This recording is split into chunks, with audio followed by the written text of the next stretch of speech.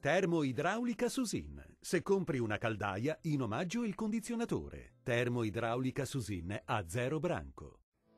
Ben ritrovati a un nuovo aggiornamento. Prosegue il dominio dell'anticiclone Apollo. Vediamo insieme il dettaglio di venerdì 20 aprile. Sul Veneto la presenza dell'alta pressione regalerà una giornata caratterizzata dal sole. Su tutti i settori, infatti, il cielo si presenterà limpido con copertura nuvolosa del tutto assente. Le temperature minime saranno comprese tra 10 e 13 gradi, valori massimi invece in aumento tra 24 e 27 gradi circa.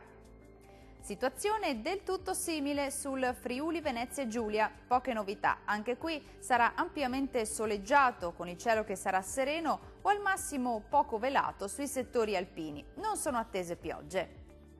Le temperature minime si attesteranno intorno ai 12 gradi, i valori massimi invece risulteranno abbastanza caldi, compresi tra 24 e 27 gradi. E l'alta pressione Apollo dominerà anche il territorio del Trentino Alto Adige, tutto sole sulla nostra regione. Sin dal mattino il cielo si presenterà sereno ovunque, solo con qualche velatura sui settori alpini di confine. Le temperature minime saranno comprese tra 10 e 13 gradi, valori massimi sui 27 gradi ma con punte di 30 gradi. Dal meteo di Antenna 3 per ora è tutto. Arrivederci al prossimo aggiornamento.